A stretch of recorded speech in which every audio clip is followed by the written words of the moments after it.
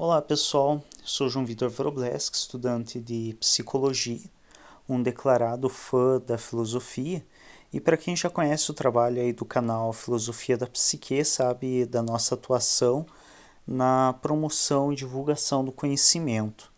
E o formato de vídeo normal do nosso canal, eu mostro o meu rosto, faço um formato quase de visual, mais ou menos nesse estilo, explicando temáticas tanto da área da psicologia quanto da filosofia. Esse, porém, é um novo formato de vídeo que eu estou trazendo, não sei quantos serão nesse formato, mas é uma tentativa de mudança aí de uma nova perspectiva de trabalho. E nesse formato de vídeo vai ser um pouquinho mais extenso. Normalmente os nossos últimos vídeos eles têm permanecido aí por volta de 20 minutos, que é ágil mesmo, passar a informação básica necessária e pronto. Este é um vídeo um pouco mais extenso, então se você quer assistir algum dos mais direcionados e mais curtos, basta acessar nosso canal, clicando no nome ou no ícone. E neste vídeo nós vamos fazer um formato meio estilo de uma conversa mesmo, algo um pouco mais relaxado, por isso mesmo um pouco mais demorado. Então, se você não está com muito tempo nem muita paciência, recomendo que assista um dos nossos outros vídeos em outro formato. Neste, nós vamos falar hoje um pouco especificamente a respeito do desenvolvimento do pensamento, da busca do conhecimento mesmo. Como que ao longo da história e da humanidade se construiu o pensamento, o raciocínio, a busca pelo conhecimento. Como que nós podemos rastrear as primeiras origens da buscimento, dessa ideia de pensar a respeito das coisas, de registrar coisas, essa questão que nos auxiliou a construir tanta coisa ao longo da história da humanidade. Então hoje vamos tentar remontar um pouco de onde vem e como se desenvolveu essa capacidade do ser humano de raciocinar, de registrar o seu raciocínio. Eu farei isso de uma maneira bastante tranquila e como anteriormente, no estilo de uma conversa, então sem tanto compromisso com datas, com dados específicos. Vou estar realmente repassando um pouco do que eu construí de entendimento e de conhecimento ao longo dos meus estudos, das minhas leituras, de assistir documentários. Então eu sempre tive muito interesse por essa área da construção do conhecimento. Quem acompanha o canal já sabe que eu tenho um pouco essa relação meio apaixonada, eu diria ainda, apesar do professor Karnal fazer sempre uma crítica a respeito da paixão, que ela é algo um pouco mais explosivo, algo mais, digamos, temporário, não é uma coisa tão definitiva, tão elaborada quanto seria o amor, por exemplo. Mas eu realmente ainda acredito que nesse entendimento eu ainda sou um apaixonado pelo conhecimento.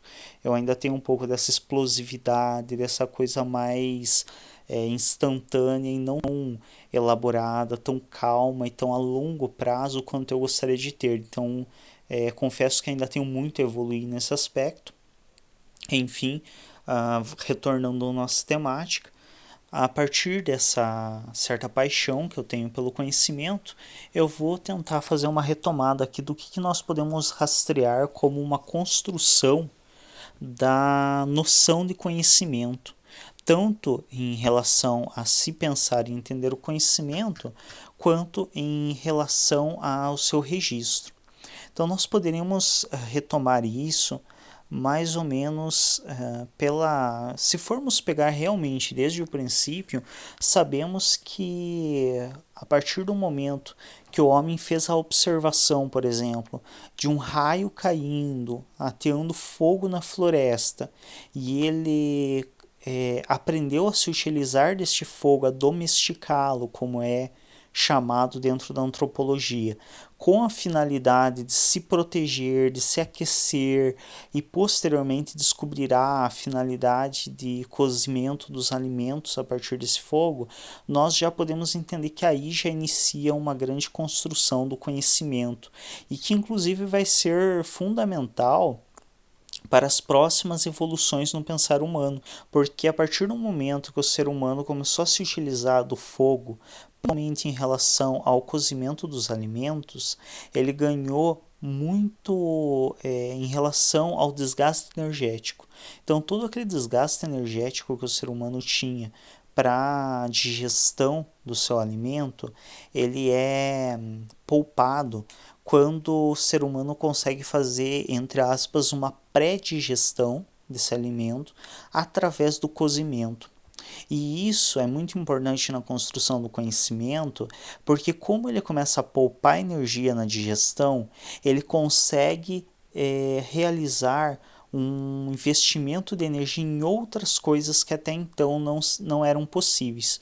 Então, até hoje, quando nós praticamos muito exercício físico, quando nós temos um desgaste físico grande na atividade que estamos exercendo, há uma tendência de que nós não consigamos raciocinar direito. Por que isso? Quando eu invisto energia em atividade física mais prática, mais mecânica, o meu corpo precisa retirar de outras funções a energia para poupar mais energia para essa atividade que eu estou realizando. Falando de uma maneira um pouco mais clara, o meu organismo ele retira energia do meu cérebro, da ação de pensar, que ele considera como uma função secundária, não tão importante, e aplica essa energia nos meus músculos. Por quê? Porque em primazia o entendimento do organismo é que a muscular é sim mais importante do que a função racional, porque eu preciso dos meus músculos, falando de uma maneira mais instintiva e mais antiga, mais primitiva, eu preciso dos meus músculos para caça, para obter novo alimento, ou seja, recuperar a energia que eu estou gastando, quanto para fuga de predadores. Então, em primazia, o organismo entende que os músculos são mais importantes do que a função racional. Sendo assim, quando eu tenho um grande desgaste energético para a digestão, por exemplo, que é uma função mais necessária do que o raciocínio, porque é através da digestão que eu vou repor as minhas energias e acumular novas energias. Ou quando eu preciso de energia, por exemplo, uma atividade física, de corrida, caminhada, o meu cérebro começa a perder investimento energético do meu organismo. Isso significa que o meu cérebro começa a ficar mais lento. Por isso que até hoje, quando nós nos alimentamos de maneira exagerada, ou então comemos alimentos muito pesados, de valor calórico muito alto, que são de mais difícil digestão, nós tendemos a ficar com sono após a alimentação, porque o meu organismo começa a investir menos energia no cérebro, na função que me mantém acordado, e mais energia na gestão, que é mais importante, novamente frisando, para recuperar a energia gasta e para o acúmulo de nova energia. Então, esse ato de digestão que demandam um grande investimento energético, ele rouba, entre aspas, energia que poderia estar indo para o meu cérebro. Por isso que quando o homem ou o ser humano, evitando o sexismo aqui, quando o ser humano ele descobre o fogo e a utilidade dele como um pré-processamento dos alimentos, isso vai representar um ganho imenso em relação a poupar energia para a digestão e investir mais energia tanto no seu aspecto físico, ou seja, investir mais energia em construir, em elaborar coisas fisicamente mesmo falando, como também isso possibilitará um maior investimento no aspecto psicológico e mental. Ou seja, a partir desse momento, o ser humano com mais energia disponível, ele terá uma capacidade maior de pensar e de pensar sobre as coisas mais inusitadas do dia a dia. Obviamente, os registros a respeito de épocas mais primitivas dos entendidos como homens das cavernas, esses registros são bastante falhos, são muitas suposições e muito poucas provas, já que os registros principais que temos são de pinturas de caverna e de fósseis. Mas mesmo assim, a partir desses fósseis e das pinturas de caverna, os antropólogos conseguem fazer algumas simulações e terem algumas suposições de como funcionaria a sociedade, o pensamento desses povos. Então, a partir dessa reconstrução dos antropólogos, nós começamos a entender que esses seres humanos mais primitivos pensavam a respeito principalmente de coisas mais voltadas para o seu dia a dia, para a sua atuação, coisas voltadas para a caça, coisas voltadas para a própria interação social necessária entre os grupos, coisas mais direcionadas nesse sentido. Existem também especulações de que alguns dos raciocínios exercidos nessa época também eram voltados para religiões primitivas, para a cultuação de figuras mitológicas, coisas muito anterior ao que falamos em relação à mitologia grega. Então estamos em um período realmente muito anterior, de mais de 50 mil anos atrás. Mas já se especula através de algumas das pinturas que se tivesse ali uma cultuação a rituais e algumas espécies de divindades. Se eles de fato entendiam como divindades, como algo de outro mundo, é relativamente dificultoso afirmarmos, porque, como eu mencionei, os registros de dados dessa época são bastante vulneráveis, no sentido de cheios de lacunas e realmente mais passíveis de interpretação do que de fato de leitura. Enfim, a partir disso, o ser humano começou a se dedicar com maior ênfase no pensamento. E isso pode ser expresso até mesmo pela qualidade da arte exercida nessa época. Então, quando nós começamos a analisar os registros históricos das pinturas em cavernas, nós percebemos que a partir de um determinado período, que possivelmente culmina com o pré-processamento dos alimentos, a partir deste período, as pinturas nas cavernas elas se tornam cada vez mais elaboradas. E isso é muito interessante de visualizar. Existem vários documentários na internet a respeito que demonstram algumas coisas bem interessantes em relação a essas pinturas. Então, a partir desse momento, o ser humano ele começa a elaborar pinturas com efeitos, pinturas que davam noção de movimento, pinturas com sombras nas patas dos animais para simular a corrida do animal, para simular o movimento.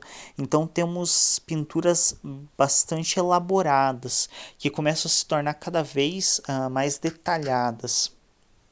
Possivelmente isso também seja um resultado dessa maior capacidade de pensamento, dessa maior capacidade de observação que vai se desenvolvendo com essa sobra de energia que o ser humano tem a partir da sua condição de pré-processamento do alimento através do uso do fogo e através de outras técnicas já com uso de facas primitivas feitas inicialmente à base de pedra, posteriormente com metal.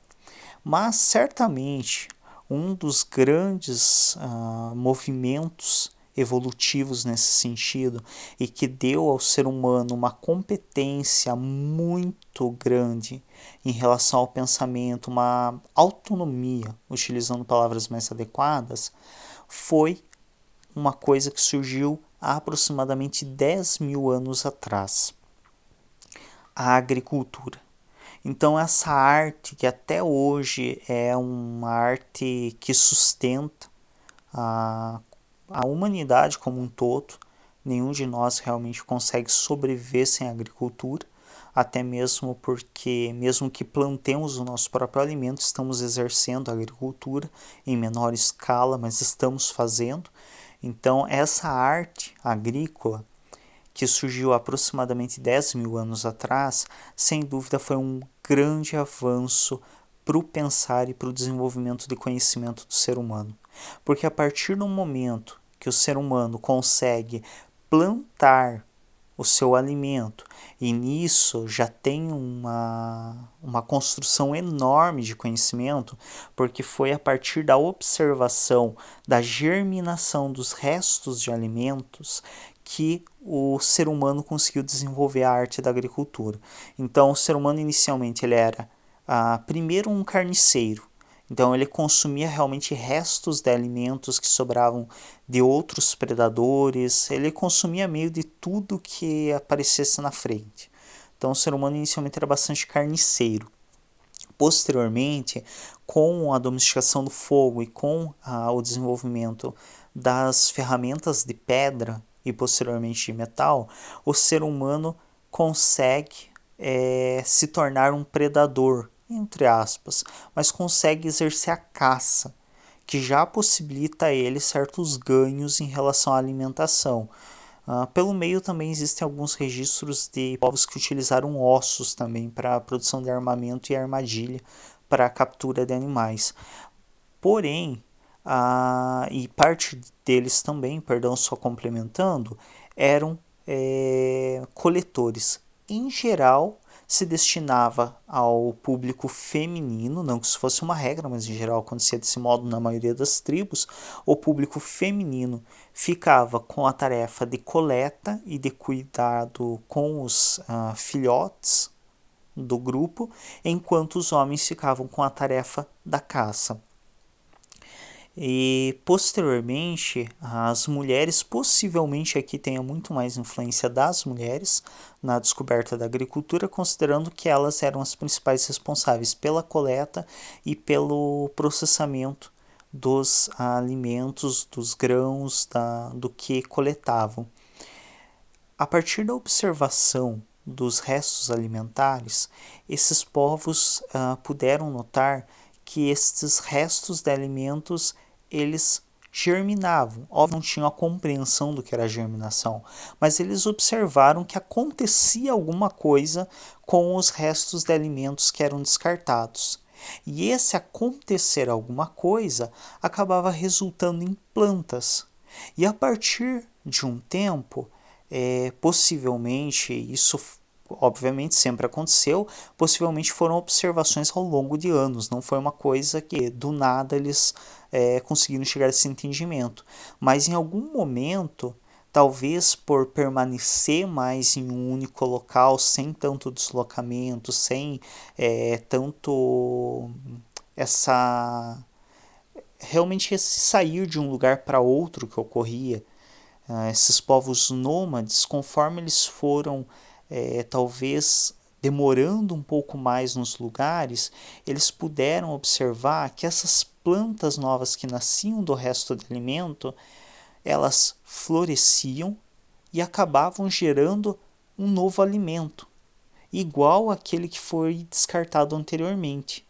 Então, a partir dessa observação, em algum momento da história da humanidade, o ser humano chegou à compreensão de que era possível utilizar as sementes para plantar e ter novamente alimento a partir dessas sementes.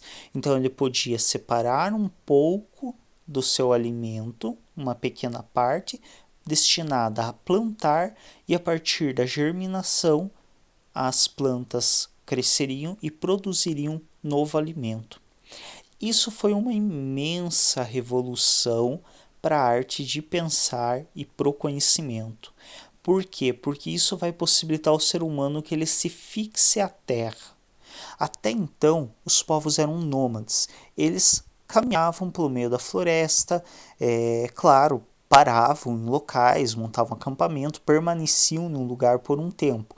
Mas assim que acabava o alimento desse lugar, eles seguiam para o próximo. Então, conforme ia enfraquecendo a quantidade de alimentos, obviamente eles iam consumindo o alimento ia se acabando e ia se tornando mais escasso. Conforme isso ocorria, eles caminhavam para uma nova terra, para um novo território em busca de mais alimentos.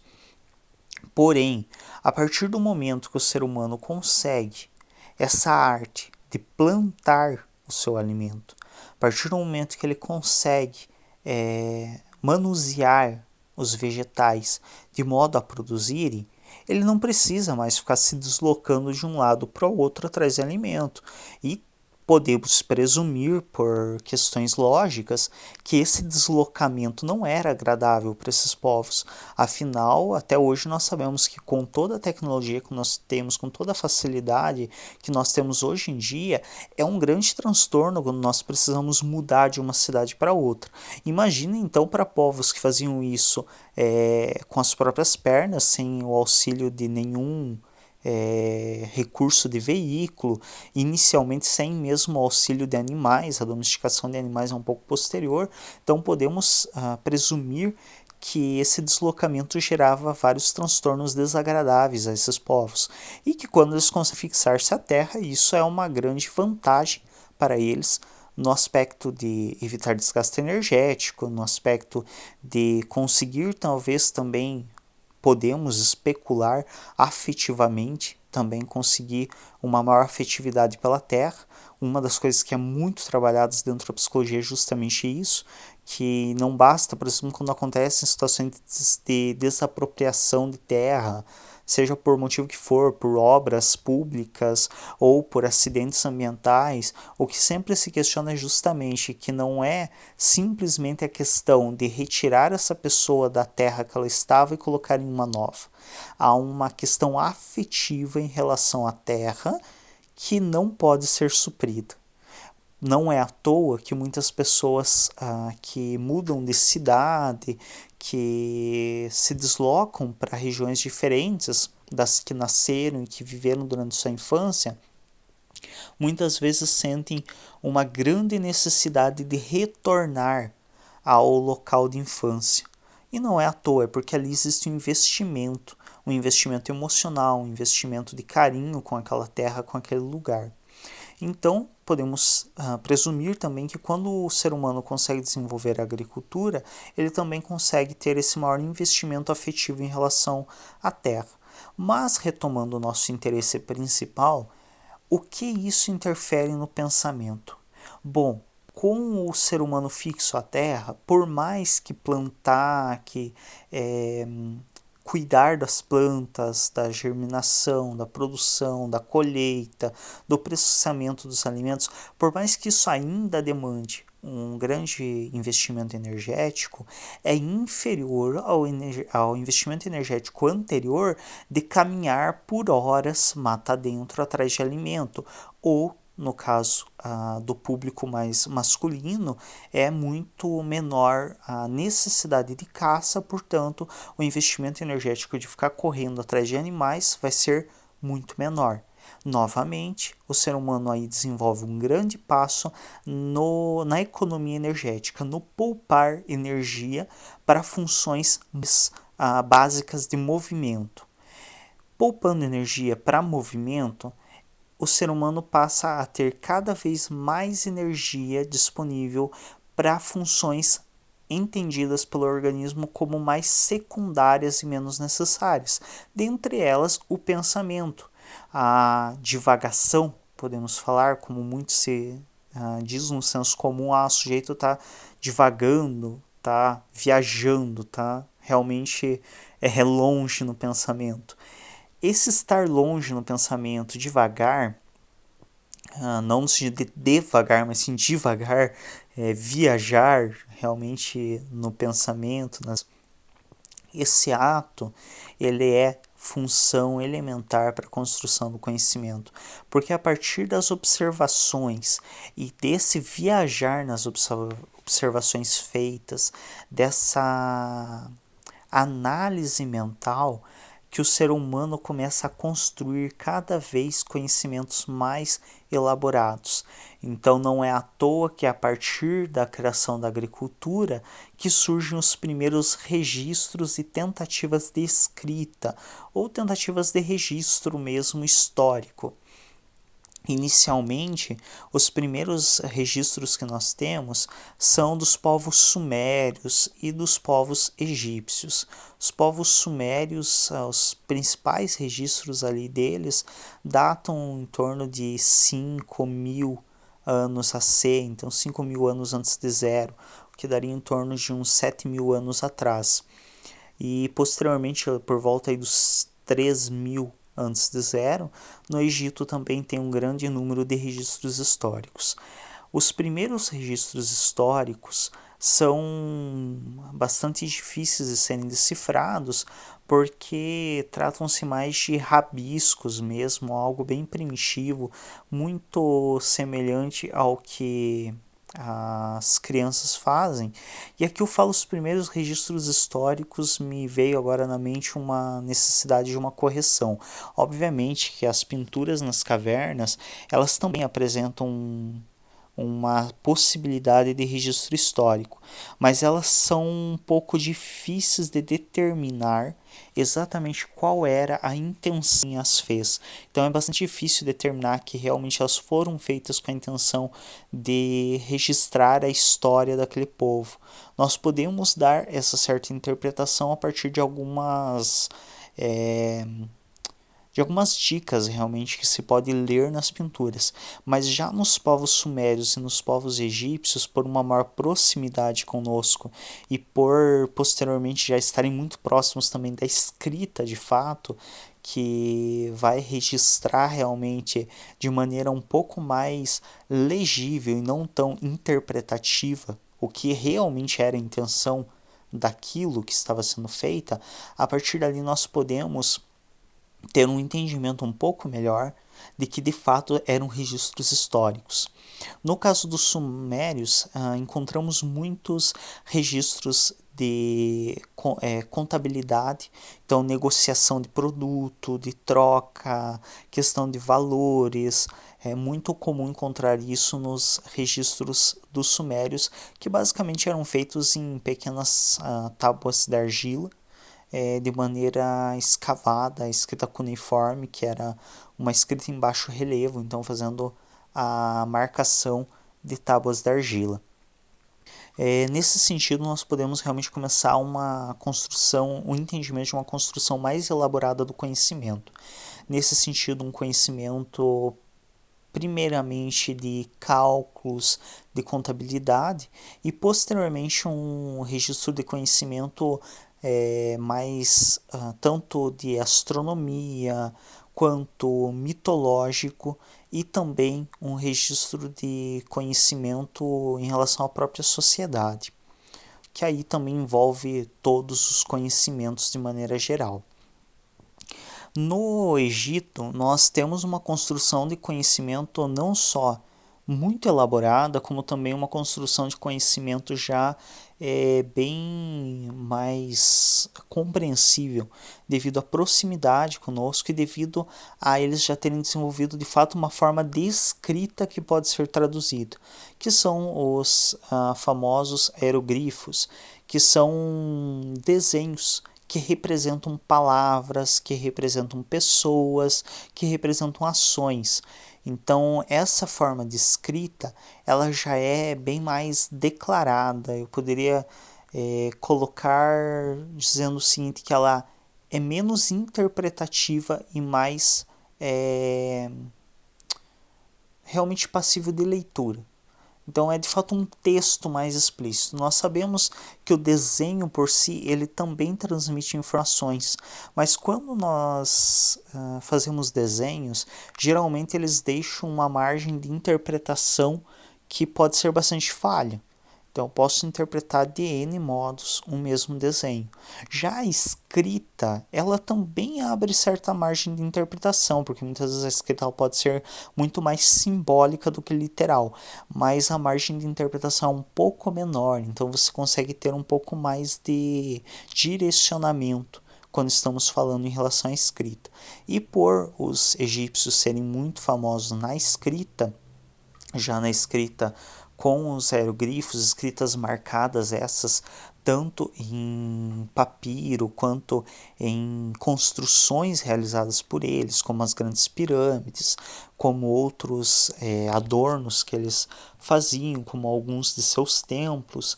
Então, nessa escrita que eles realizavam, nós podemos já encontrar um conhecimento muito mais elaborado. E aí nós também já começamos a encontrar uma certa preocupação em registrar o conhecimento, uma preocupação bastante consciente e que nós podemos entender como de fato é essa preocupação. Um dos grandes exemplos da preocupação de registrar o conhecimento dos egípcios nós encontramos na forma do Livro dos Mortos. Então, o Livro dos Mortos era um livro geralmente escrito em papiro por um grande sacerdote, entre aspas, não necessariamente com esse nome, mas por uma pessoa responsável, um líder espiritual responsável por escrever nesse livro a forma como o morto deveria proceder na outra vida. Então já é conhecido, já é de conhecimento de quem estudou minimamente história, que os egípcios acreditavam em uma vida após a morte, assim como tantos outros povos. Portanto, esse livro dos mortos ele tinha como função ser um guia para a vida posterior, ou seja, para a vida após a morte, do sujeito, dono desse livro. E aqui nós já encontramos essa certa preocupação em registrar o conhecimento. E aqui também nós encontramos de maneira mais elaborada o conhecimento mitológico, a partir dos deuses, a partir das crenças em outros mundos, a partir de regras estabelecidas para uma boa vida nesse mundo que me levaria a ter o direito a uma vida posterior. Então aqui nós podemos encontrar na mitologia uma das primeiras formas de acesso ao conhecimento mais elaboradas. Então não é um desmerecimento. Com todo o conhecimento construído na época realmente dos povos primitivos, mas aquele conhecimento nós podemos entender como um conhecimento mais simples, um conhecimento mais do dia a dia, mais imediato e sendo bastante anacrônico, utilizando um termo bem posterior a esse período, um conhecimento mais mecanicista, um conhecimento mais prático, realmente da ação prática do dia a dia, e não um conhecimento visando um autoconhecimento, visando um conhecimento espiritual, um conhecimento de causas, um conhecimento de origens. Então no Egito nós já vamos encontrar conhecimento de origens, o velho questionamento que norteia toda a construção de conhecimento que temos até hoje, de onde viemos e para onde vamos. Então essas são as duas perguntas que norteiam a base da maior parte do conhecimento construído até hoje. E nós encontramos já muito desses questionamentos ou da construção de tentativas de respostas a esse questionamento na mitologia egípcia. Então ali nós já encontramos explicações tanto de onde viemos a partir das explicações dos deuses procriando, se relacionando, tendo filhos, quanto de para onde vamos a partir da explicação de um outro mundo, aonde o então falecido iria ter uma vida muito semelhante à vida que ele teve nesse mundo. Então, o outro mundo dos egípcios era um mundo bastante, entre aspas, físico. Então eles acreditavam que nesse mundo o falecido precisaria do corpo, por isso a prática da mumificação para a conservação do corpo. Ele precisaria de riquezas, por isso o fato de nas pirâmides esses faraós serem enterrados com os seus bens mais próximos, então os seus bens pessoais eram enterrados junto com ele, porque realmente se acreditava em um mundo posterior bastante físico, diferente das crenças mais atuais da mitologia cristã, em um mundo mais espiritual, um mundo um tanto quanto diferenciado. Em conjunto com isso, mais ou menos no mesmo período, entre aspas, um pouco com um intervalo de tempo um pouco posterior, mas em seguida surge também as explicações mitológicas gregas. Então, com a conformação ali dos povos gregos, com a sua estabilidade e a construção de cidades, se inicia também um processo por parte dos gregos de tentativas de explicação de onde viemos e para onde vamos. E a partir dessa tentativa de explicação, os gregos criam também a sua própria mitologia. Uma mitologia que é bastante famosa porque posterior a ela surgiria a filosofia. A mitologia grega ela surge inicialmente, como eu mencionei, com a proposta de explicar de onde viemos. E, de certo modo, também dar uma noção de para onde vamos, que aí é realmente a ideia do mundo dos mortos grego, onde o seu deus máximo e responsável pelo mundo dos mortos era Hades, que determinava para onde o morto iria de acordo com com a sua vida, com o que ele fez em vida. Isso determinaria em qual parte do mundo dos mortos ele ficaria. Há uma certa interpretação errônea em relação ao mundo dos mortos da mitologia grega, que é comparado muitas vezes ao inferno. Porém, no mundo dos mortos não iam somente quem era, entre aspas, mal, quem tinha tido uma vida ruim. Então não ia para lá apenas as pessoas que seriam castigadas. Para o mundo dos mortos iriam todos os mortos. Porém, lá existiam dois setores. Em um deles ficaria as pessoas que tiveram uma vida honrada e que mereciam o descanso. Em um outro setor ficariam sendo torturadas e sofrendo as punições cabíveis as pessoas que tiveram uma vida ruim, uma vida desprezível, uma vida que não teve valor. E a mitologia grega, quando essa mitologia ela começa a entrar em declínio, os gregos eles começam a expandir seus horizontes, então eles começam a viajar mais longe, começam a entrar em contato com outros povos, inclusive começam a entrar em contato com os povos egípcios, e eles descobrem que a mitologia egípcia é registrada muito mais gerações. Nessa época não se tinha um entendimento de anos, lembrando que isso tudo é por volta de 10.000 anos antes de zero, então não se tinha calendários no formato que temos hoje. Uma das formas mais comuns de se registrar a história de um povo era a partir de gerações. Tanto é que a gente encontra até na própria Bíblia uma certa preocupação em deixar claro quem é filho de quem. Então, para quem já leu a Bíblia Sagrada, sabe que há uma certa preocupação nesse livro de dizer, tal pessoa casou com tal pessoa, teve tais filhos casaram com tais mulheres e procriaram, tiveram mais tantos filhos.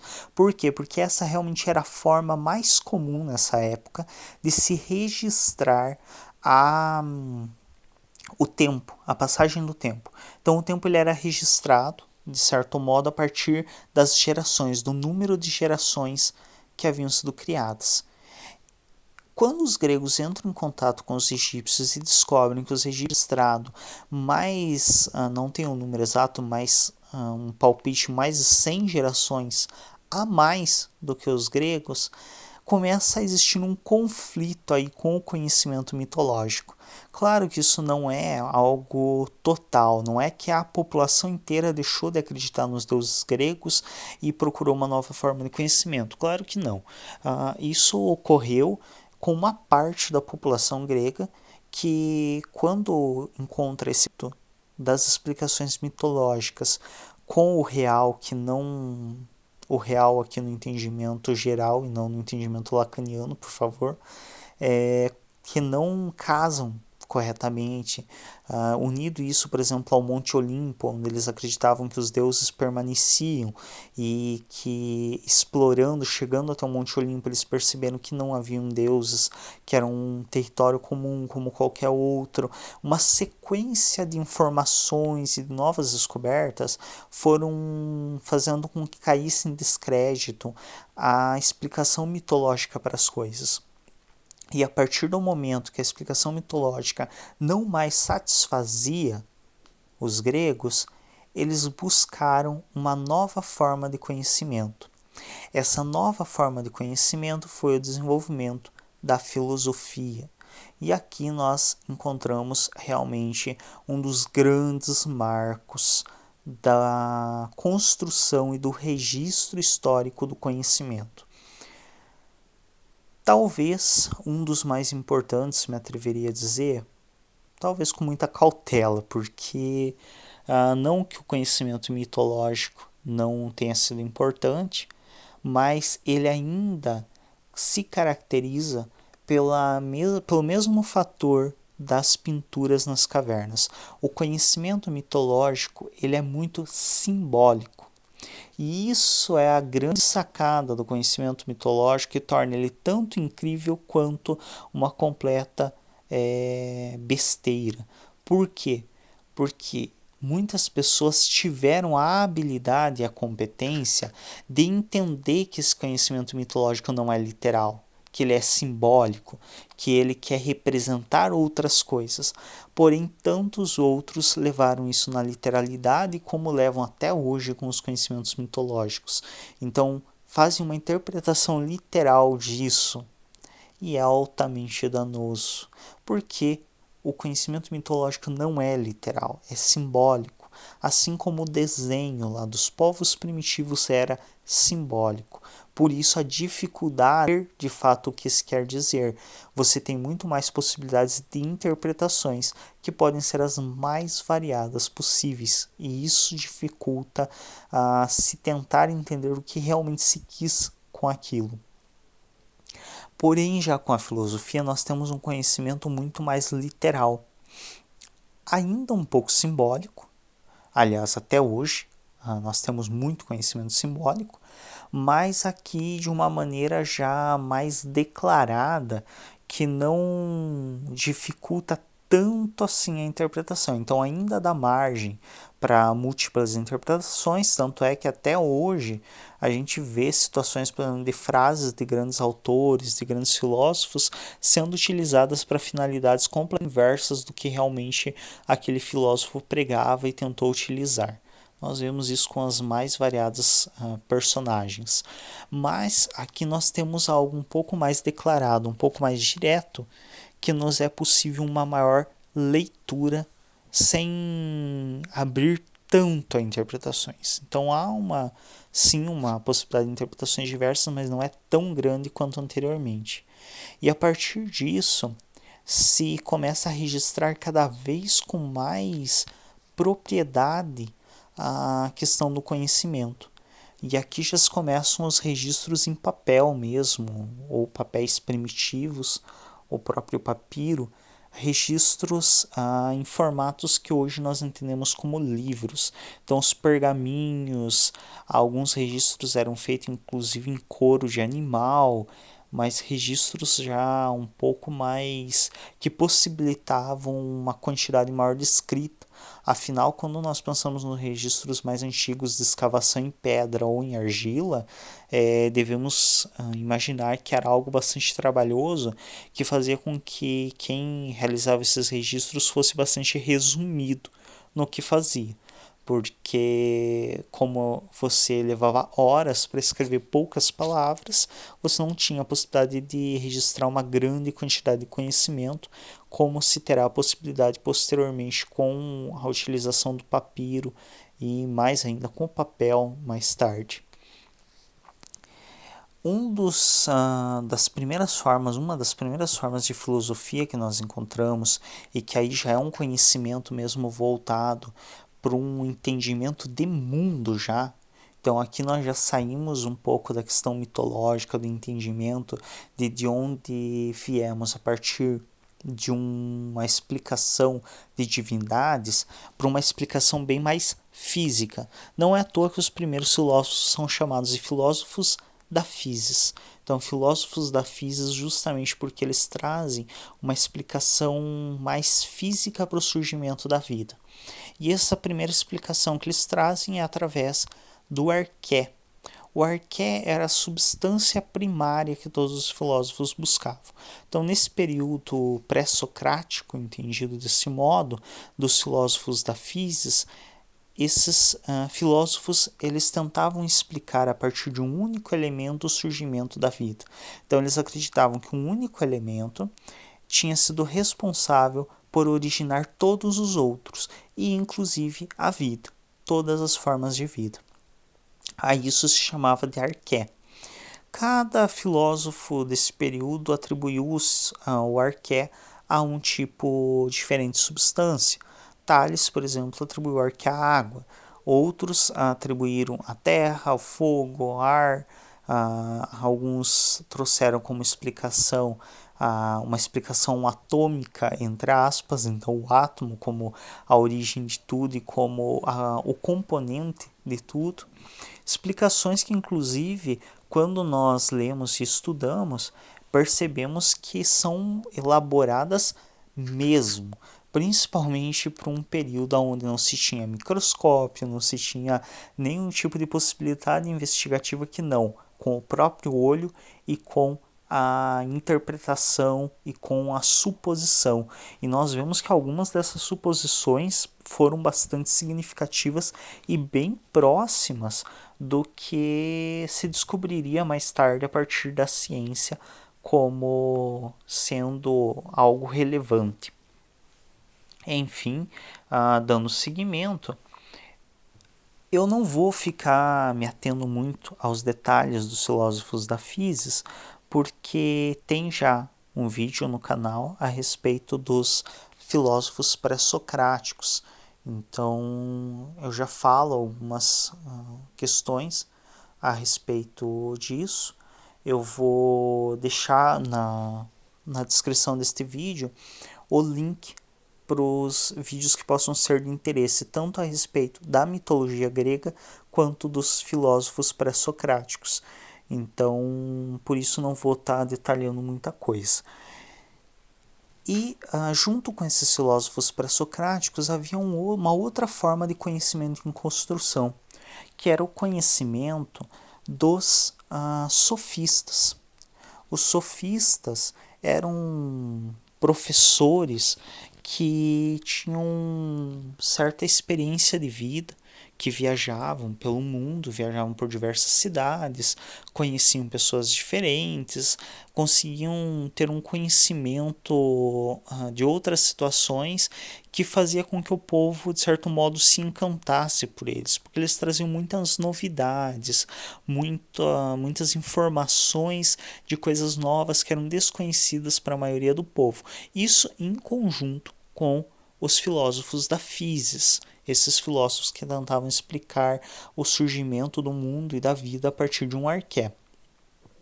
Os sofistas, eles tinham uma forma de investigação mais voltada para o ser humano, para as questões humanas, o amor, a amizade, o carinho, as relações sociais, a política, para esse tipo de questão.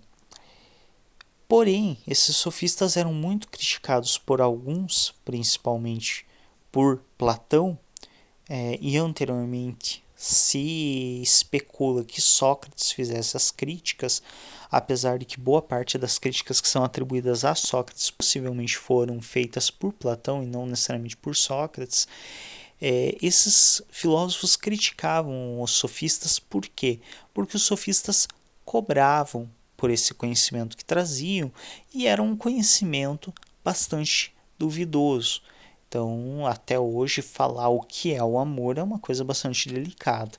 Você realmente pressupor que você é capaz de dizer o que é o amor, o que é a amizade e dar uma definição única do que é única e verdadeira do que é o amor e a amizade é uma questão mais do que complexa. Estamos falando de uma impossibilidade. Sabemos que o amor e a amizade são muito suscetíveis a interpretações. Sócrates vai ser um dos primeiros, o pioneiro a criticar isso. Então ele vai criticar essa ideia dos sofistas de pregarem que eles sabem o que de fato é o amor, o que de fato é a amizade, o que é a relação entre jovens e adultos, o que é a política. Mas há uma certa questão aqui em relação ao Sócrates, que apesar dele criticar os sofistas, ele também tinha um certo encanto por alguns aspectos dos sofistas. Então existiam algumas questões dos sofistas que encantavam o Sócrates. E ele, por isso, por esse certo encanto pelo material de estudo dos sofistas, não pela forma como eles estudavam e apresentavam conhecimento, mas pelo material, o amor, a amizade, a política, isso tudo eram coisas que encantavam Sócrates. Mas ele não gostava do método que os sofistas usavam, ele acreditava que esse método era muito falho, era um método mais do que duvidoso, que os sofistas não tinham de fato conhecimento a respeito do que falavam, porém falavam de coisas interessantes. Então Sócrates, um grande filósofo, considerado como um marco da filosofia, ele vai pegar o objeto dos sofistas, ou seja, o amor, a política, a amizade, as relações sociais, e vai aplicar a esse objeto um estudo a partir da metodologia dos filósofos da physis. Então, aquela metodologia especulativa de observação que os filósofos da physis faziam, Sócrates vai se utilizar dela para estudar o objeto dos sofistas, o amor, a amizade, a política, a partir de observação, a partir de experiência, e aqui experiência não o que nós conhecemos como experiência laboratorial, mas experiência da observação mesmo dos eventos, dos acontecimentos do cotidiano. E a partir disso, Sócrates cria uma nova forma de filosofia. Por isso, ele acaba se tornando um marco para a filosofia e o pensamento filosófico fica dividido em pré-socrático e pós-socrático. Sócrates ele vai criar a filosofia voltada ao ser humano, que é essa filosofia que até hoje ainda é aplicada, estudada, a questão dos questionamentos morais e éticos, a questão da política como objeto de discussão filosófica, tudo isso é herança socrática. Então Sócrates cria essa nova forma de pensamento filosófico.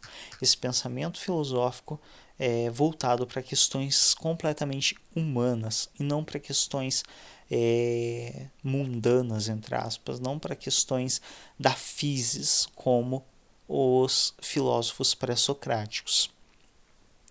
Isso vai ser mais uma das grandes marcas na revolução do conhecimento, porque a partir dessa mudança na forma de construção do conhecimento, nós vamos ter uma sequência de eventos, de questionamentos que vão acabar por finalizar na forma de conhecimento que nós temos hoje, que já vamos ver um pouquinho mais adiante. Então, essa forma de conhecimento socrática ela vai ser propagada por Platão e Aristóteles principalmente, porque Sócrates ensina um dicionário escrito, mas Platão escreve coisas a seu respeito. Aí também existem os questionamentos da confiabilidade do que Platão escreve, porque muitas pistas nas obras de Platão de que muitas coisas que ele escreveu eram mais pensamentos dele do que necessariamente fossem talvez pensamentos do Sócrates. Mas Platão dá uma continuidade ao trabalho de Sócrates, desenvolvendo pensamentos políticos, pensamentos relacionados aos sentimentos, à forma de adquirir conhecimento. E aqui nós começamos já o entendimento do estudo do próprio conhecimento, e na própria sapiência, o saber, o conhecer, o constatar, toda essa construção de informações começa a ser colocada ela por si em pauta. tanto pela ação do Sócrates de questionar os sofistas em relação ao seu conhecimento, como pela própria ação de construção do conhecimento. Então, o próprio saber, o próprio conhecimento começa a ser objeto de estudo.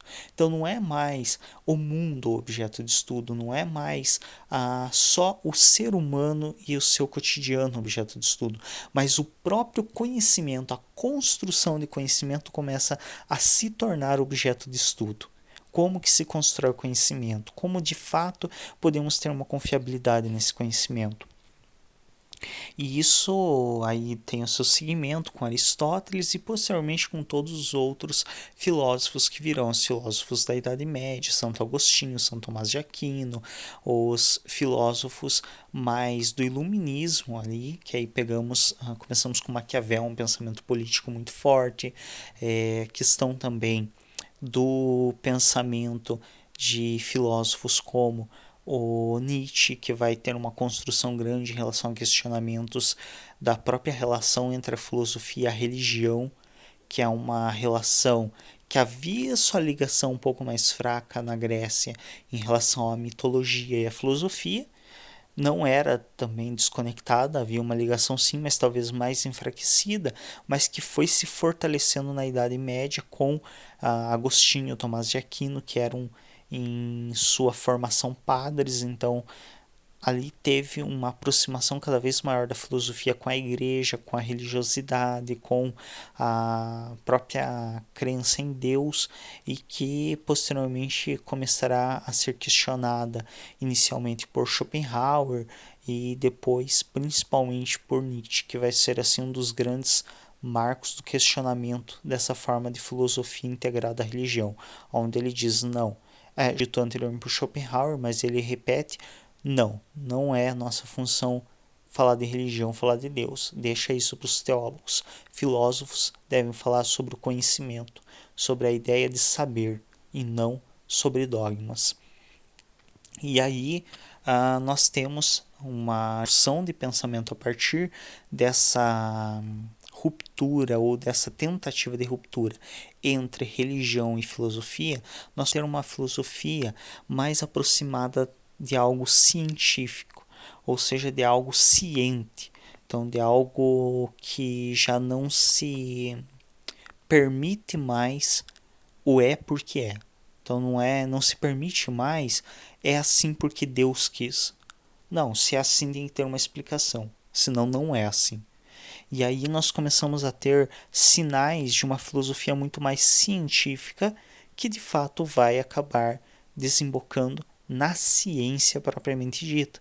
Então, a partir desse momento já se começa uma construção de entendimento científico. Descartes vai ser assim um dos grandes nomes da ciência, do positivismo, que vai buscar algo mais concreto, vai buscar coisas mais palpáveis, entre aspas, como uma construção de conhecimento. E que essa construção de conhecimento que vai resultar na ciência, que é uma construção de aproximadamente seus 100 e poucos anos atrás, essa ciência é o que norteia a nossa construção de conhecimento até os dias atuais. Talvez seja substituída futuramente. Eu pessoalmente espero que seja substituída, porque eu vejo enormes falhas no conhecimento científico. Podemos considerar que foi um avanço em relação aos outros conhecimentos, talvez em muitos aspectos tenha sido, mas eu assim ainda vislumbro imensas falhas em relação ao conhecimento científico. Por isso eu pessoalmente espero que ele seja superado e que venha algo ainda melhor em seu lugar. Esse conhecimento científico é o que nós podemos entender como atualmente a ponta da nossa história sobre a construção de conhecimento. Então, hoje o conhecimento científico ele é o que norteia a construção histórica nossa de conhecimento, é o que inclusive norteia a própria construção da história do conhecimento. Então, toda essa narração que eu fiz até esse momento, ela é uma narração norteada pela noção de ciência, através da leitura de livros que foram escritos de uma maneira entendida como científica, através de estudos históricos, de artigos científicos que são plenamente uma forma de ciência através do próprio estudo, por exemplo, das cavernas e das pinturas, como eu mencionei, através da antropologia, que é uma ciência. Então, toda a forma de conhecimento que nós construímos hoje, ela é norteada pelo paradigma da ciência. Como eu mencionei, não acredito que ele seja perfeito, é entendido atualmente como uma das melhores opções, mas eu ainda espero que ele seja superado e se crie algo melhor no seu lugar. Podemos entender como aqui sendo o nosso, talvez não ponto final, espero que não, mas como uma vírgula ou talvez ao menos o final de um parágrafo, a questão da ciência, da construção e da constituição da ciência como forma de conhecimento. A partir daqui será uma nova construção de história, aí vamos ver para onde vai a nossa noção de conhecimento. Sabemos que estão ocorrendo várias revoluções na forma de construção de conhecimento. A internet é uma das revoluções assim que podemos considerar como das mais atuais e das mais gritantes, que realmente alterou assim imensamente a forma de se olhar para o conhecimento. Possivelmente esse período aqui que nós vivemos, principalmente no Brasil, a última década agora, a década anterior, então por volta aí de 1990 até os dias atuais, possivelmente esse período é um período que mais tarde vai ser estudado historicamente e vai se falar muito a respeito, porque foi um período de grandes inovações. Então, em outras partes do mundo já existia acesso à internet, já existiam computadores, já existia uma dinâmica de informação e de comunicação, mas no Brasil, principalmente, foi a partir dos anos 90 que se iniciou uma maior democratização, ou seja, uma possibilidade maior de acesso, tanto à telefonia, quanto à internet, quanto à própria tecnologia, a computadores, a veículos. Então, esse período é um período de grande revolução que nós que estamos vivenciando talvez não notemos tanto o quanto isso está alterando o mundo e principalmente não temos como ter tanta noção de em que isso vai resultar.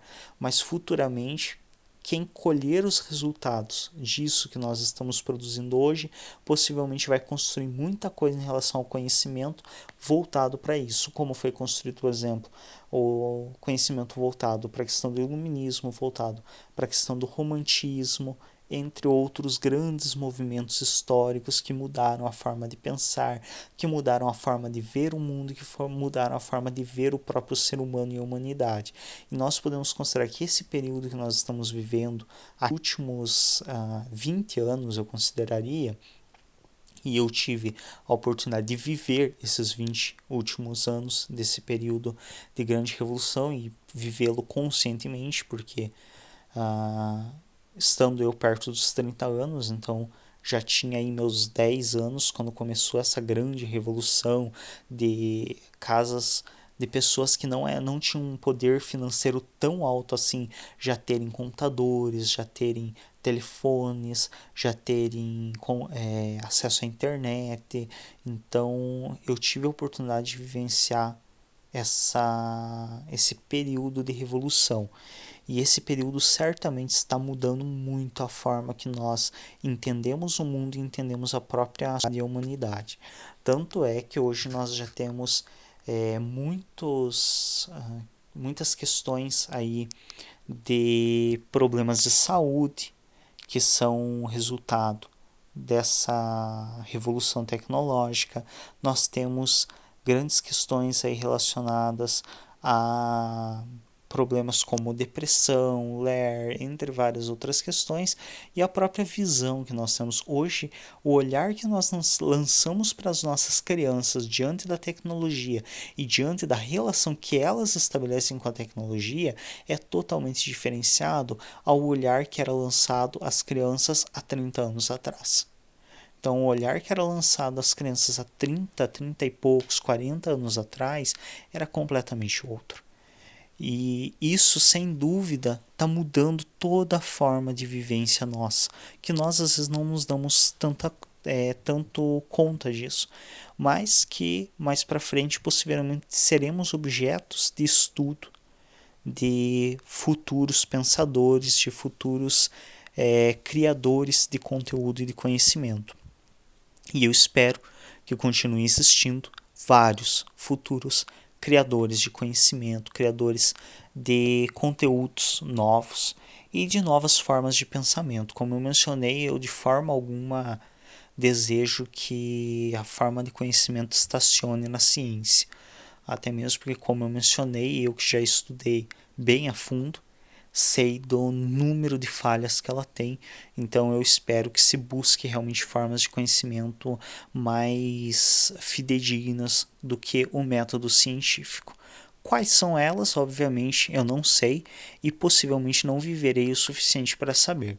Mas a minha esperança é que realmente se desenvolvam novas formas de pensamento que eu espero que sejam melhores e com mais qualidade do que tivemos até então. Eu ainda sou um grande fã da forma de desenvolvimento do conhecimento filosófico. Não acredito que ela esteja completamente ultrapassada, não. Por mais que ela tenha sofrido uma grande queda devido ao desenvolvimento mais enfático da ciência, mas acredito que a filosofia ainda é uma grande forma de aquisição de conhecimento e possibilita a aquisição de conhecimentos muito interessantes que a ciência não dá conta de tratar. Tanto é que até hoje ainda é utilizada a filosofia para debates éticos, para debates políticos, para debates de questões morais, para debates espirituais, religiosos, porque realmente a ciência não dá conta de tudo, nem tem que dar conta. E então a filosofia ainda é uma grande forma tanto de construção quanto de acesso ao conhecimento. A mitologia também podemos considerar como um dos grandes paradigmas, afinal, até hoje ela ainda é forte, as igrejas estão aí para provar isso, então também é uma das formas de acesso ao conhecimento. Não digo que eu compartilhe dela e que eu a aprecie, lembrando, a maioria que segue o canal sabe que eu sou ateu, então certamente a forma de conhecimento religiosa não é a que me é de maior agrado e não é a que me cativa mais, mas ainda assim é uma das formas de conhecimento. Lembrando que o próprio Freud, também declarado ateu, foi um dos que mais estudou a mitologia em busca da essência de conhecimento construído a partir da mitologia e que realmente ele conseguiu nos comprovar que a mitologia, de certo modo, explicava muita coisa da vivência de povos antigos e do conhecimento inicial do mundo. Então, também constitui uma das formas de conhecimento.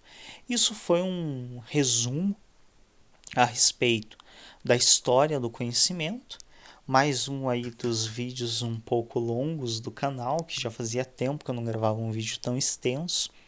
Espero que quem tenha tido paciência de ouvi-lo, porque as imagens são poucas, mas para quem tenha tido paciência de ouvir até o final essa narração, espero que tenha apreciado e deixe nos comentários o apreço pelo vídeo, se realmente foi de apreço, coloca nos comentários, olha, gostei da forma do trabalho, gostei disso, gostei daquilo, acho que seria interessante fazer isso, fazer aquilo, para que eu realmente tenha noção se vale a pena fazer mais vídeos nesse formato ou se realmente não é algo que vá o público e que seja de interesse de vocês. Para quem ainda não é inscrito no nosso canal, se inscreve, clique em gostei nos vídeos para nos ajudar a destacar e até um próximo. Muito obrigado pela atenção e seguimos aí até o próximo vídeo.